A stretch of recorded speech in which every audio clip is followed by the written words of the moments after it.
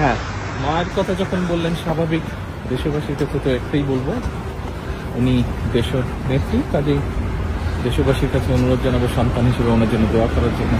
অবশেষে বেগম খালেদা জিয়াকে বিদেশে নেওয়ার সিদ্ধান্ত নিয়েছে কর্তৃপক্ষ। গতকাল রাতে রাজধানীর এভারকেয়ার হাসপাতালে বিএনপির চেয়ারপারসন তিনবারের প্রধানমন্ত্রী বেগম খালেদা জিয়ার অবস্থা অনেকটা সংকটাপন্ন হয়েছে। এখনও তার অবস্থা কোনো প্রকার উন্নতি হয়নি, অর্থাৎ এখনও তার অবস্থা ক্রিটিক্যাল অবস্থায় রয়েছে।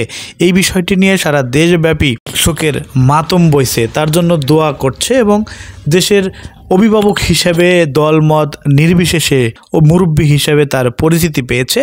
দলবল নির্বিশেষে সরকারের পক্ষ থেকে, বিভিন্ন রাজনৈতিক দলের পক্ষ থেকে, সুশীল সমাজের পক্ষ থেকে, সাংবাদিকদের পক্ষ থেকে নানাভাবে তার জন্য আল্লাহর কাছে ফরিয়াদ প্রার্থনা করা হচ্ছে।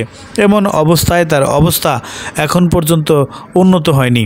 এই পরিস্থিতিতে তার ছেলে বিএনপির ভারপ্রাপ্ত চেয়ারম্যান তারেক রহমানও দেশে আসতে চাচ্ছেন এবং দেশে আসা নিয়ে পজিটিভ নেগেটিভ সমস্ত হিসাব নিকাশ কিন্তু শেষ পর্যায়ে চলছে।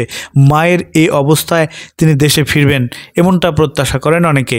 তবে তার অবস্থা পরিবর্তন না হলে বিদেশে নেওয়ার সিদ্ধান্ত নিয়েছে হাসপাতাল কর্তৃপক্ষ। এর আগে দলটির যারা দায়িত্বে রয়েছেন বেগম খালেদা জিয়ার, তারা নানা ধরনের পরীক্ষা নিরীক্ষা করে যাচ্ছিলেন। প্রধান উপদেষ্টা নিজেও খোঁজ নিয়েছেন। ডক্টর মোহাম্মদ ইউনূস বারবার তার স্বাস্থ্যসেবার জন্য খোঁজ নিচ্ছেন।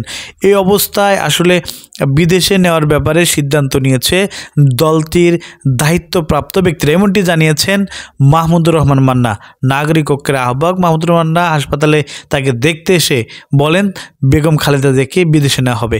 যখন বেগম খালেদা জিয়াকে বিদেশে নেওয়া হবে, কোন দেশে নেওয়া হবে তা খুলে বলেননি, তবে যে দেশেই নেওয়া হবে সেখানেই তারেক রহমান দেখা করতে পারেন বলে জানা গেছে।